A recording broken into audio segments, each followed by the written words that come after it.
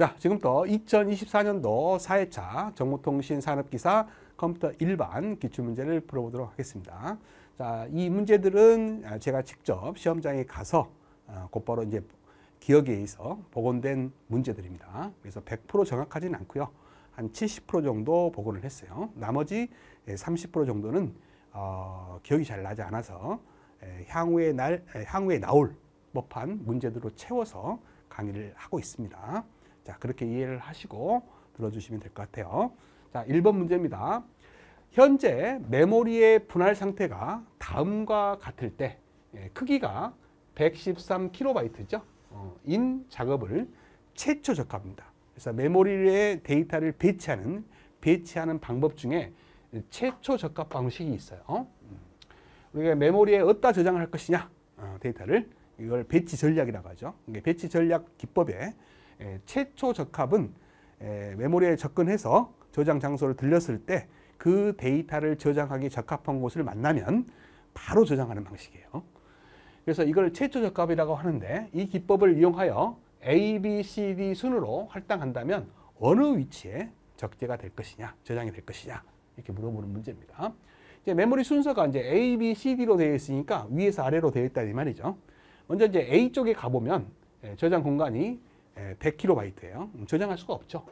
그래서 이제 B로 그 다음에 옮겨가는 겁니다. B로 가보니까 200KB예요. 저장할 수 있죠. 그래서 바로 이곳에다가 이제 저장하는 이 방법을 최초 적합 기법이다. 그래서 메모리에 데이터를 배치하는 전략 중에 최초 적합 방식은 적당한 곳을 만나면 바로 저장하는 방식입니다. 그래서 답은 B니까 1번이 답이 되겠죠. 그 밖에 최적 적합이 있죠. 베스트 픽트라고 최적 적합이 있어요. 메모리 공간이 제일 적게 남도록 하는 것이 최적 적합입니다. 그래서 저장할 수 있는 곳은 A는 안 되니까 B, C, D 중에 가장 메모리 낭비가 적은 곳이 어디예요? 마찬가지 B죠. 그래서 113KB를 저장하면 7KB만 좀 남는 거고 나머지는 더 많이 남잖아요. 그래서 메모리 낭비가 제일 적은 곳이 최적 적합이다. 그래서 똑같이 답은 B가 될 겁니다. 자, 메모리 이제 배치 전략 중에서 최악 적합이 있습니다. 가장 안 좋은 거죠. 메모리 낭비가 가장 심한 곳이에요. 어딜까요? D겠죠. 여기다 저장하면 메모리 낭비가 제일 심하죠. 답은 D가 될 겁니다. 자, 이런 식으로 푸는 거예요. 자, 2번으로 갑니다. 다음 설명은 무엇에 대한 설명인가 그랬어요. 자, 기존 데이터베이스 관리 도구의 능력을 넘어서는 대량입니다. 대량의 정형 또는 심지어는 데이터베이스 형태가 아닌 비정형 데이터 집합조차 포함한 데이터로부터 가치를 추출하고 결과를 분석하는 기술이다. 즉, 데이터베이스 등 기존의 데이터 처리 응용 소프트웨어로는 수집, 저장, 분석, 처리하기 어려울 정도의 아주 방대한 양의 데이터를 의미한다. 뭘까요? 빅데이터라고 들어보셨습니까? 빅데이터가 되겠죠. 답은 2번이 될 거예요. 그래서 이제 빅데이터의 특징 정도는 좀 알아두시기 바랍니다. 일단 빅데이터의 특징은 일단 데이터 양이 많아야겠죠. 그 다음에 데이터를 생성하는 속도가 좀 빨라야 됩니다. 데이터 양이 많기 때문에. 그래서 데이터 생성 속도. 그 다음에 데이터의 형태가 다양하다라는 거죠. 그런 특징을 갖고 있는 거예요. 그래서 형태의 다양성.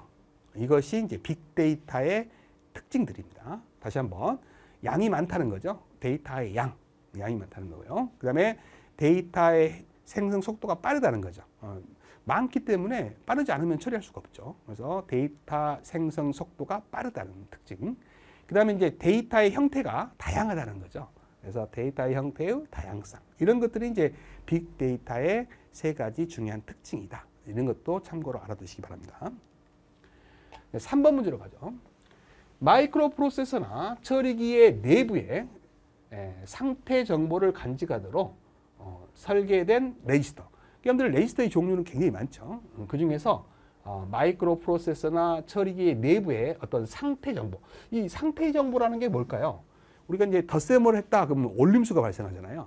그건 올림수라든지 또는 이제 저장 공간이 있는데 그 공간을 넘어서는 수가 생겨버리면 이걸 오버플로라고 하죠. 그래서 이제 오버플로가 생겼는지, 그 다음에 양수냐 음수냐, 부호라고 하죠. 부호 비트. 예, 그죠? 그 다음에 이제 뭐 하여튼 나눗셈을 하는데 0으로 나누면 안 되잖아요. 그럴 때 이제 0으로 나눈 경우가 생겼냐 안 생겼냐, 그것을 이제 제로 인터럽트라고 이제 말을 하는 겁니다. 이런 것들의 상태를 보관하는 레지스터를 상태 레지스터라고 해요. 그래서 여기서 말하는 상태 정보를 간직하도록 설계된 레지스터, 뭐 상태 레지스터라고 합니다.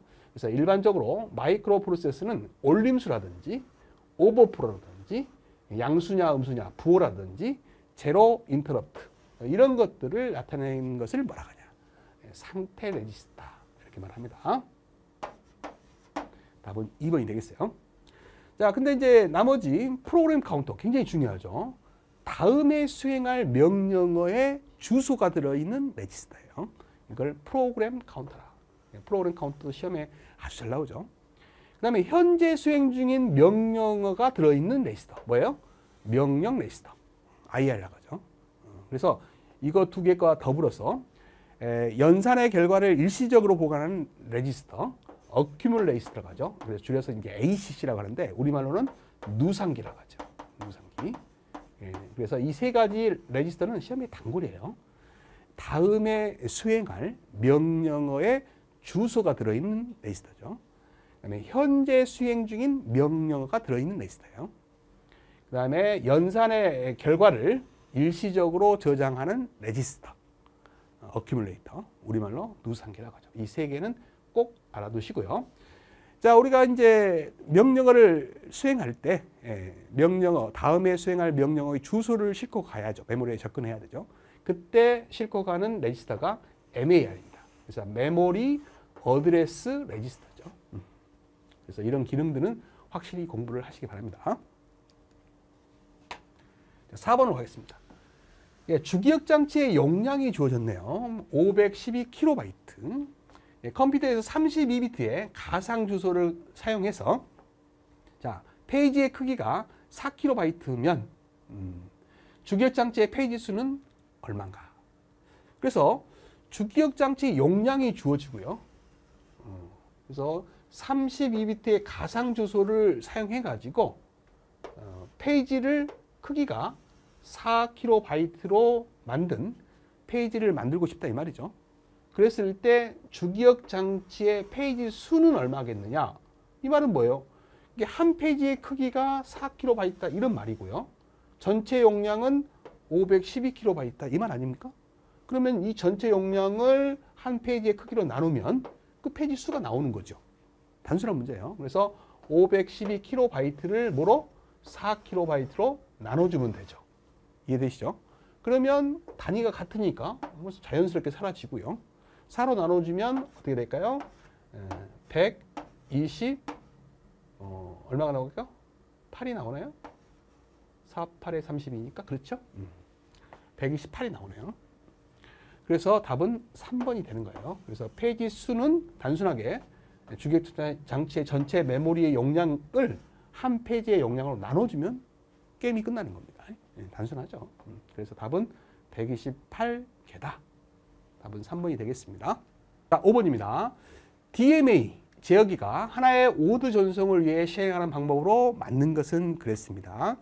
우리가 DMA라는 것은 다이렉트 메모리 액세스예요. CPU 개입 없이 직접 DMA 제어기가 메모리에 접근해서 입출력을 처리해주는 이런 제어기를 DMA라고 합니다. 그래서 다이렉트 메모리 액세스라고 해서 DMA라는 말을 쓰죠. 이런 DMA 제어기가 하나의 워드를 전송하기 위해 실행하는 방법으로 옳은 것은 그랬어요. 자, 우리가 이제 명령어가 실행되는 단계를 여러분들 아셔야 돼요. 첫 번째, 명령어를 가져와야 됩니다. 그걸 패치라 그래요. 그래서 인스트럭션 패치 단계가 있습니다. 명령어를 가져오는 단계예요. 그 다음에는 이제 명령어를 가져왔으면 그것을 이제 IR에 저장했다가 이 명령어가 뭔지를 해독해야 돼요. 해독하는 단계. 그래서 그 명령어가 그냥 간접 명령어일 수도 있고 이제 직접 명령어일 수도 있죠. 그래서 이제 간접 명령일 때는 간접 사이클을 통해서 직접 주소를 가져와야 됩니다. 그래서 이걸 간접 사이클이라고 해요. 간접 사이클, 간접 주기라고 하죠. 주기라고 합니다. 그래가지고 이 간접 주기에서는 진짜 주소를 가져와야 됩니다. 그래서 그거를 이제 유효 주소 획득이라고 하죠. 획득. 진짜 주소를 가져와서 그 다음에 execute 실행하는 단계죠. 실행 주기라고 하죠. 실행 주기로 갑니다. 그래서 이 중간에 이제 interrupt 같은 게 요청이 안 되면 바로 그 다음 명령어를 가져오는 명령어 인출 단계죠. 다음 명령어를 가져오는 거예요. 그래서 이것을 반복하는 게 이제 명령어 실행 단계죠. 근데 이제 어느 중간에 interrupt가 이제 요청이 옵니다. 입출력이 요청이 와요. 근데 이제 입출력을 처리하는 방식은 여러 가지인데 그 중에 이제 DMA를 물어본 거예요. 만약에 interrupt 처리 방식이었다 그러면 이 중간에 이런 interrupt가 요청이 와도 즉 입출력이 요청이 와도 실행하지 않습니다. 현재 수행 중인 명령어는 다 끝내요. 그래놓고 이 실행이 다 끝난 다음에 살펴보는 겁니다. 이 중간에 입출력이 요구 왔더라도 이때 보는 거예요. 이때 살펴보는 거예요. 그래서 입출력이 요구 왔는가 봐서 입출력이 요구 왔다 그러면 인터럽트 처리 주기로 이동을 합니다. 인터럽트 처리 주기로 이동하는 거죠. 근데 이 주기로 이동해서 실행하는데 이것도 단계가 있어요. 먼저 바로 가는 게 아니라 지금까지 했던 일을 정보를 어딘가에 저장하고 가야 돼요. 왜냐하면 이런 중요한 어떤 인터럽트 처리를 다 하고 다시 돌아와서 그 다음 명령부터 실행하려면 정보가 있어야 될 거 아닙니까? 그래서 어디다 저장하냐면 스택이에요.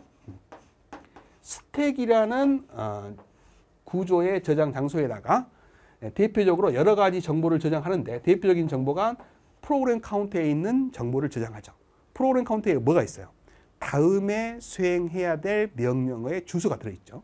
이런 중요한 정보들을 스택이라는 곳에 저장하더라라는 거예요. 그런 다음에 인터럽트 주기로 가서 인터럽트를 처리하는 순서가 정해져 있어요. 그걸 인터럽트 처리 루틴이라고 합니다. 그걸 이용해서 처리를 다 한 다음에 그 다음에 인터럽트를 다 처리했으면 그 다음 명령어를 수행하러 이동하는 거죠. 그래서 인터럽트 처리 순서도 시험에 아주 잘 나옵니다. 알아두셔야 돼요. 그럼 제가 하고 싶은 말은 인터럽트 처리 방식이 아니에요. 이 DMA는 이 중간에 이제 인터럽트가 이제 요청이 와요. 입출력을 요청이 왔다라고 한다면 인터럽트 처리 방식으로 처리하는 게 아니라 DMA는 직접 메모리에 가서 바로 입출력을 처리해 버립니다. 그럼 어떤 방식으로 처리하냐라는 거죠. 그래서 일단 명령어의 수행 단계를 보면요. 첫 번째 명령어를 가져오는 단계를 우리가 명령어 인출 단계, 패치 단계라고 하죠. 그래서 F라는 기호를 여기서 쓴 거예요. 그 다음에 명령어를 해독해서 간접 명령어냐 직접 명령어냐에 따라서 실행하는 단계가 있는데 이것을 명령어를 해독하는 단계를 여기서는 뭐라고 했냐면 I라고 표현한 거예요. 명령어가 어떤 명령어인지 해독해서 이렇게 해석하는 단계를 I라고 표현한 거예요. 그래서 명령어를 인출하는 단계, 그 다음에 해독하는 단계를 I라고 표현한 겁니다. 그 다음에 실행하는 단계를 execute라고 해서 E로 표현한 겁니다. 그래서 이 단계를 세 개로 FIE로 표현한 거죠. F라는 사이클, 명령어를 인출하는 사이클, I라는 사이클, 뭐요? 명령어를 해독하는 사이클, 그 다음에 E라는 명령어를 실행하는 사이클, 세 사이클로 본 거예요. 그랬을 때 아까는 이 중간에 입출력이 요구가 오더라도 인터럽트는 어떻게 한다고 했어요? 이 명령어를 다 처리한 때까지 기다린다고요. 그런 다음에 인터럽트가 요구가 왔는가를 봐서 요구 왔으면 다른 걸 실행하지 않고 인터럽트 처리를 먼저 합니다. 그래서 다 싸그리 처리한 다음에 이제 그 다음 명령어를 가져와서 정상적으로 명령어를 처리하는 거죠. 이런 방법을 쓰는 것이 일반적인 인터럽트 방식의 입출력 처리 방식이에요. 근데 DMA는 그렇지 않습니다. DMA는 여기서 이제 인터럽트가 이제 입출력이 예를 들어서 요구 왔다. 그러면 DMA는 바로 사이클을 훔쳐버리는 거예요. 어떻게 훔치냐면 이 패치라는 사이클 다음에 그 다음에 이제 명령어를 해동하는 I라는 사이클을 하나 훔쳐버리는 거예요. 그러면 이 사이클은 뒤로 밀리는 거죠. 그래서 이 DMA 요청이 딱 오잖아요. 그러면 하나의 사이클을 이렇게 훔쳐버리는 겁니다. 그리고 실행 사이클도 하나 훔쳐버리는 거예요. 그러면 이제 명령어 수행이 이렇게 띄엄띄엄 될 거 아닙니까? 그 사이 사이클을 훔쳐서 뭐를 해요? 입출력을 처리해버리는 거죠. 그래서 이렇게 처리하는 것보다 훨씬 바로바로 처리하기 때문에 빠른 처리 방식이 돼요. 그래서 인터럽트에 의한 입출력 처리 방식보다는 DMA한 처리 방식이 빠른 거죠. 그래서 이렇게 하나의 명령 사이클을 훔쳐가지고 실행하는 방식이 DMA 제어기다. 아시겠죠? 그래서 여기서 물어보는 문제는 DMA 제어기가 하나의 워드 전송을 위해서 실행하는 방법으로 맞는 건 뭐냐? 이렇게 물어본 거잖아요. 그래서 사이클 스틸 방식입니다. 스틸이 뭐예요? 훔친다는 거죠. 답은 2번이 되겠습니다. 자, 6번 문제로 가죠. 다음 중 일반 범용 컴퓨터 시스템에 사용되는 기억 장치의 접근 속도가 빠른 것으로 차례대로 나열된 것은 그랬어요. 자, 우리가 메모리의 속도는요, 제일 빠른 거 그러면 일단은 메모리는 CPU 안에서 데이터가 돌아가기 때문에 CPU 안에 있는 메모리가 처리 속도가 빨라요.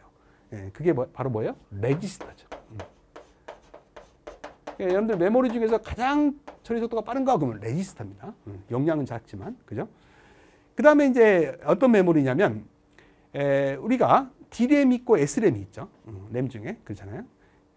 D램보다는 S램이 빠르죠. 그 S램이 플립프롭으로 이루어져 있죠. 그래서 빨라요. 근데 이제 레지스터도 이제 플립프롭으로 되어 있지만 CPU 안에 있으니까 더 빠른 거고요. CPU 밖에 있는 게 있어요. 주기억 장치의 처리 속도와 CPU 처리 속도가 다르죠. 어디가 빨라요? CPU 속도가 빠르죠. 그래서 처리 속도를 맞추기 위해서 처리 속도 차를 좀 줄이기 위해서 쓰는 버퍼 메모리가 있죠. 그게 바로 캐시라는 메모리예요. 그래서 캐시 메모리. 이 캐시 메모리가 두 번째 순서입니다. 그래서 주기억 장치와 CPU 사이에 위치해 있어서 주기억 장치와 CPU의 처리 속도의 차를 줄이기 위한 고속의 버퍼 메모리가 뭐냐? 이렇게 문제가 나오면 캐시 메모리다. 이렇게 답을 하셔야 됩니다. 이것도 이제 플립프롭으로 되어 있죠. 그 다음이 이제 D램으로 되어 있는 주기억 장치가 그 다음 속도가 빠르죠. 주기억 장치입니다. 얘는 D램으로 만들죠. 그 다음에 이제 보조기억 장치인데, 보조기억 장치 중에서도 과거에 주기억 장치로 썼던 게 있어요. 자기 드럼이라는 게 있습니다. 자기 드럼. 이것이 이제 보조기억 장치에서 현재는 제일 빠르죠. 그 다음에 자기 디스크가 있어요. 제일 느린 게 자기 테이프죠. 그래서 기본적으로 이런 속도 여기까지는 암기를 하고 계셔야 돼요. 그래서 이제 여기는 제일 빠른 것이 레지스터가 쫙 보이고요. 그 다음에 캐시 메모리, 그 다음에 주기억 장치, 나머지를 통틀어서 이제 보조기억 장치 이렇게 해버린 거죠. 답은 3번이 되겠습니다. 자, 이제 보조기억 장치 중에서도 자기 드럼이 빠르고 자기 디스크고 제일 느린 게 자기 테이프다. 이 정도 순서는 외우시기 바랍니다. 자, 7번입니다. 다음 중 메모리 소자인 D램입니다. 다이나믹 램이죠. 설명으로 틀린 것은 그랬어요. 자, 앞에 문제에서 살펴봤지만 D램과 S램을 구분하실 수 있어야 돼요. 먼저 이제 롬과 램을 이제 먼저 구분을 해야겠죠. 롬은 이제 다음에 나올 때 설명을 다시 한번 드리도록 하고, 롬은 리드 온리 메모리입니다. 읽을 수만 있는 메모리죠. 이게 쓰고 지우지 못하는 메모리가 롬이다. 기본 롬을 말하는 거예요. 근데 이제 램은요, 랜덤 액세스 메모리죠. 읽고 쓸 수 있는 메모리죠. 그래서 얘는 함부로 뭐 쓰고 지울 수는 없기 때문에 중요한 어떤 데이터를 보관하는 데 쓰죠. 그래서 얘는 데이터를 상실하지 않기 위해서 비휘발성 메모리예요. 비휘발성 메모리입니다. 메모리예요. 무슨 말이냐면 전원이 끊겨도 지워지지 않는 메모리다, 이런 말이죠. 근데 얘는 랜덤 액세스 메모리입니다. 읽고 쓸 수 있는 자유로운 메모리다, 이 말이죠. 중요한 데이터를 넣으면 안 되겠죠. 근데 이 메모리는 전원이 끊기면 사라지는 메모리예요. 휘발성 메모리입니다. 휘발성 메모리다. 일단 이 두 개의 관계를 꼭 아셔야 돼요. 읽을 수만 있는 메모리, 읽고 쓸 수 있는 메모리. 그 다음에 롬은 휘발성이 아닌 비휘발성 메모리. 그 다음에 램은 휘발성 메모리. 이런 차이점을 알아두시고, 나중에 롬의 종류도 여러 가지 배우셨죠. 자, 일단은 램을 먼저 보죠. 램에는 두 가지 종류가 있다라는 거죠. 다이나믹 램이 있어요. 동적 램이 있고요. 스태틱 램이 있습니다. 정적 램이 있어요. 그래서 이것을 이제 우리가 S램이라고 부르는 거고, 이걸 D램이라고 부르는 거예요. D램은 한 개의 모스와 하나의 캐패시터로 하나의 셀, 즉 0과 1을 저장하는 하나의 셀 단위로 되어 있습니다. 그래서 구조가 굉장히 간단해요. 그래서 비용이 싸죠. 그래서 대용량의 메모리에 사용되고 있는 것이 뭐다? D램입니다. 그래서 여러분들이 컴퓨터의 주기억 장치는 D램으로 되어 있어요. 근데 이제 이 캐패시터에 전하, 정기적인 성질을 띠고 있는 최소 단위를 전하라고 하죠. 그 전하를 충전했냐, 방전했냐에 따라서 0과 1의 표시를 하는 거죠. 그래서 충전하고 방전하는데 속도가 좀 느려요. 그래서 얘는 가격은 싼 대신에 어때요? 속도는 좀 느리더라. 이런 특징을 꼭 아셔야 됩니다. 근데 반해서 SRAM은 플립프롭으로 되어 있어요. 이 플립프롭은 캐패시터를 쓰지 않기 때문에 굉장히 처리 속도는 빨라요. 그런데 이 소자가 많기 때문에, 소자가 많이 들어가기 때문에, 하나의 셀을 구성하는데 소자가 많이 들어가기 때문에 가격이 비쌉니다. 그래서 대용량 메모리에는 적합하지 않죠. 그래서 이제 메모리가 크지는 않아도 속도가 빨라야 되는 메모리, 앞에서 배웠던 캐시 메모리를 만들 때 쓰는 것이 SRAM이다. 이렇게 알아두시면 되겠습니다. 또 하나의 특징, 얘는 이제 전하를 충전하고 방전하는 캐패시터를 쓰기 때문에 여기다 이제 충전을 해놨더라도 캐패시터는 어때요? 자연 방전을 해버려요. 시간이 흐르면 그 캐패시터 충전했던 전하들이 하나 둘씩 날아가 버립니다. 그러면 내비두면 어떻게 돼요? 0이 1로 1이 0으로 바뀔 수가 있잖아요. 그래서 그런 오류를 범하지 않도록 하기 위해서 일정 시간이 지나면 다시 충전해주는 재충전의 원리를 쓰는 거예요. 그것을 리플렛이라고 합니다. 이 리플렛이라는 용어를 꼭 알아야 돼요. 그래서 리플렛이가 필요한 방식이 바로 뭐예요? 다이나믹 램입니다. D램입니다. 근데 이 리플렛이가 필요하지 않은 방식이 뭐예요? SRAM이라. 이 특징을 꼭 알아둬야 돼요. 그래서 재충전을 해줘야 되기 때문에 주변 회로라는 장치를 또 달아줘야 되는 것이 D램이에요. 그래서 그 주변 회로를 설계했던 사람이 저였습니다. 대학원 때. 그래서 D램의 주변 회로를 설계해보고 프레시 메모리를 또 만들어 본 사람이 저였어요. 제 전공이 프레시 메모리의 주변 회로 설계를 제가 담당했던 것 같아요. 대학원 때. 하도 오래전 이야기라 잘 기억은 안 납니다. 하여튼 리플래시가 필요한 것이 D램이다. 꼭 알아두세요. 그래서 리플래시를 하려면 무슨 회로가 필요하다? 주변 회로가 필요하다. 이런 내용도 꼭 알아두시기 바랍니다. 자, 그럼 문제를 한번 풀어보죠. D램의 설명으로 틀린 것은 그랬네요. 자, 1번 콘덴서의 전하를 충전하는 것으로 정보를 기록한다. 그죠? 그 다음에 저장된 데이터를 보관하기 위해서 주기적으로 뭐가 필요하다? 리플래시가 필요하다. 그래서 리플래시를 위해서는 주변 회로라는 장치가 필요하다. 아셔야 됩니다. 그 다음에 이제 전력 소모가 적죠.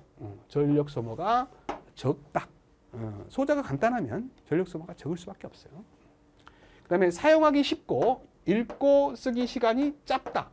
읽고 쓰기 시간이 짧다는 것은 동작 속도가 빠르다는 거잖아요. 얘는 캐패시터 올리기 때문에 충전 방전의 원리로 읽고 쓰기 때문에 얘는 읽고 쓰는 시간이 길죠. 짧지 않습니다. 답은 4번이 틀렸다. 자, 8번으로 가죠. 자, 워터링 홀입니다. 워터링 홀 공격에 대한 설명으로 옳은 것은 그랬네요. 자, 워터링 홀. 무슨 말이에요? 함정을 파놓은 거죠. 우리가 사자가 우물가에 숨어 있다가 뭐 기린이라든지 사슴이라든지 등등 동물들이 와서 물을 먹는 순간에 잡아먹잖아요. 그런 것과 같은 원리예요. 그래서 워터링 홀 공격에 대한 설명으로 옳은 것은 그랬어요. 이제 답은 2번이 맞는 것 같아요. 2번을 보시면 공격 대상이 방문할 가능성이 있는 어떤 합법적인 웹사이트를 미리 감염을 시켜놓고 잠복하고 있다가 공격 대상이 방문하게 되면, 그 사이트를 방문하게 되면 악성 코드를 감염시키는 이런 공격 기법을 워터링 홀이다. 이렇게 말을 합니다. 함정을 파놓고 있다가 오기만을 기다리는 거죠. 그래서 악성 코드를 씹는 이런 공격을 워터링 홀이다. 이렇게 말합니다. 1번은 뭐냐? 다수의 악의적인 사용자가 특정 사이트에 동시에 접속을 해서 부하를 주는 거죠. 웹사이트 또는 네트워크 자원입니다. 지원이 아니라 자원의 운영이 불가능하도록 악성 트래픽을 대량으로 일으켜 정상적인 서비스를 방해하는 악의적인 공격이죠. 이것을 뭐라 그래요? 디도스라고 하죠. 디도스 공격을 합니다. 그래서 이것을 디도스 공격이다. 이렇게 해요. 3번은 뭐냐? 웹 브라우저에 정확한 웹페이지 주소를 입력해도요. 내가 사이트에 정상적으로 접속을 해도 자동적으로 이제 가짜 사이트로 유도시키는 거죠. 그래서 가짜 웹페이지에 접속하게 하여 정보, 개인 정보를 훔치는 이런 것을 뭐라 그래요? 이걸 파밍이라고 합니다. 파밍. 내가 웹사이트에 정확히 쳐가지고 들어갔는데도 불구하고 가짜 사이트로 들어가서 내 정보를 빼내는 이런 공격 비법을 우리가 뭐라 그래요? 파밍이라고 합니다. 파밍. 자, 그 다음에 이제 불특정 다수의 개인 정보를 빼내는 피싱과 달리 특정인, 내가 원하는 특정인을 딱 집어가지고 그 사람의 정보를 빼내는 이런 피싱 공격법을 뭐라고 해요? 우리가 이제 한 사람을 우리가 창이죠. 창으로 딱 찍어가지고 사람을 창으로 찍어서 그 사람의 정보를 뽑아낸다. 그래서 이거를 스피어 피싱이라고 합니다. 스피어 피싱. 스피어가 이제 창이라는 뜻이에요. 그래서 한 사람을 딱 그 창으로 딱 찍어가지고 그 사람의 정보만 빼내는 이런 피싱 기법을 스피어 피싱이다 이렇게 말합니다. 그래서 스피어 피싱이라는 용어 꼭 알아두시기 바랍니다. 답은 2번이 되겠습니다. 자, 9번으로 가죠. 마이크로 프로세서를 구성하는 요소 장치로 데이터 처리 과정에서 필수적으로 요구되는 것들로 올바르게 짝지어진 것 그랬어요. 우리가 이제 CPU 전체를 하나의 IC로 만든 것을 마이크로 프로세서라고 하고요. 거기에다가 주기억 장치와 주변 장치인 입출력 장치를 이제 하나의 IC로 만든 것을 조그마한 컴퓨터라고 해서 그걸 마이크로 프로세서라고 한다라는 걸 아셔야 돼요. 그래서 이 문제는 지금 마이크로 프로세서니까 CPU를 말하는 거예요. 그럼 CPU의 3대 장치는 뭐예요? 제어 장치, 연산 장치죠. 그리고 하나는 원래는 옛날에는 기억 장치였는데 기억 장치는 외부로 빠져나갔고 그 기억 장치를 대용한 여러 개의 레지스터가 들어있죠. 그래서 레지스터까지 해서 3대 장치가 되는 겁니다. 그래서 제어 장치, 연산 장치, 레지스터가 CPU의 3대 장치다. 그 중에 이제 연산 장치와 제어 장치로 묶여져 있는 것이 2번이죠. 그래서 답은 2번이 되겠습니다. 자, 10번 문제입니다. 자, 다음의 내용은 마이크로 프로세서의 동작을 나타내는 것이다. 동작 순서를 바르게 표현한 것은 명령어 수행 순서죠. 맨 처음에 명령어를 가져와야 되겠죠. 그것을 명령어 인출, 영어로 패치라고 합니다. 그래서 IF라고 하죠. 인스트럭션 패치 단계. 그게 첫 번째 와야 돼요. 그래서 명령어를 가져오는 단계가 첫 번째다. 그럼 가져왔을 때 어디에 저장해요? 명령 레지스터에 저장하죠. 명령 레지스터에 저장하는 것이 두 번째 것 같아요. 이것을 IR이라고 하죠. 인스트럭션 레지스터. 그래서 IR이라고 그래요. 명령 레지스터에 저장을 해야죠. 그래서 1번이 와야 되고, 저장 다음에 이제 명령을 실행하기 위해서는 그 명령어가 뭔지 알아야 되잖아요. 그걸 해독한다 그러죠. 그래서 해독 및 실행 단계가 두 번째 와야 될 것 같아요. 그 다음에는 이제 다음에 실행할 명령어를 이제 찾으러 어디로 가야 돼요? 프로그램 카운터로 가서 그 순서를 그 다음 순서로 1 증가하는 것을 프로그램 카운터 증가다 이렇게 합니다. 그래서 제일 마지막에 와야 될 것 같아요. 답은 2번이 됩니다. 아시겠죠? 그래서 답은 이제 2번으로 전에 나왔던 기출문제가 또 나온 거예요. 자, 11번입니다. 프로세서, 주기억 장치, I/O 모듈이 한 개의 버스를 경유할 때 사용하는 주소 지정 방식으로 격리형 또는 분리형, 같은 말이죠. 격리형, 분리형 I/O 방식에 관한 사항으로 맞는 걸 골라라 이런 말이죠. 자, 우리가 이제 CPU 입출력 포트 접근 방법이 있습니다. 크게 이제 메모리 맵에 의한 입출력 방법이 있어요. 그래서 이것을 영어로는 메모리 맵 I/O 방식이다 이렇게 해서 가끔 이렇게 나오기도 합니다. 그 다음에 이제 I/O 맵에 의한 입출력 방법이 있어요. 이것을 영어로 이제 I/O 맵드 I/O라고 해서 이렇게 나오기도 해요. 이것이 이제 여기서 물어보는 격리형 I/O 방식입니다. 그래서 이 방식의 특징으로 맞는 걸 골라라 이렇게 나온 거예요. 그러면 이 방식의 특징은 뭐냐면 메모리 맵에 의한 입출력 방식은요. 주기억 장치의 주소의 일부를 입출력 장치의 주소로 할당하는 방식입니다. 그러니까 메모리에 쓰는 주소의 일부를 입출력 장치의 주소로 활용할 수 있는 방식이 메모리 맵에 의한 입출력 방식이다. 이런 말이에요. 근데 이제 I/O 인터페이스 주소하고요. 메모리 주소를 따로 분리해서 사용하는 방식을 우리가 격리형 I/O, 즉 I/O 맵드 I/O다 이렇게 말을 하는 겁니다. 아시겠죠? 얘는 메모리의 주소를 일부 이용해서 I/O 장치의 주소로 쓰는 거죠. 얘는 따로 아예 구분해서 쓰는 거죠. 그러면 이제 메모리 맵에 대한 입출력 방법의 특징이 뭐냐를 아셔야 돼요. 메모리의 일부 공간을 I/O 포트에 할당하기 때문에요. 얘는 메모리와 입출력 번지 사이에 구별이 없어요. 없어요. 그래서 이제 메모리 명령어로 모든 걸 수행할 수 있어요. 그래서 기억 장치 이용 효율은 낮지만 하드웨어가 간단하다는 장점이 있어요. 이게 이제 장단점이죠. 여러분들 아셔야 될 장단점입니다. 그에 반해서 이제 격리형 I/O는요. I/O 인터페이스 주소와 메모리 주소가 이제 따로 구분되어 있기 때문에 I/O 인터페이스 번지와 메모리 주소 번지를 구별이 가능하다는 거죠. 따로따로 있기 때문에. 그래서 이제 메모리 명령과 I/O 명령어가 다르다는 거죠. 얘는 메모리 명령어로 다 수행할 수 있는데 얘는 명령어가 따로따로 있다 이 말이에요. 그 다음에 전체 메모리 공간을 사용할 수 있다는 장점이 있고요. 그 다음에 기억장치 이용률이 높고 하드웨어가 그 대신 복잡하다는 단점이 있습니다. 그래서 장단점이 이제 정반대죠. 그래서 이 두 가지 장단점을 꼭 기억해 주시기 바랍니다. 그래서 여기서는 분리형을 물어봤어요. 격리형, 분리형을 물어봤으니까 맞는 걸 골라보세요. 자, 1번.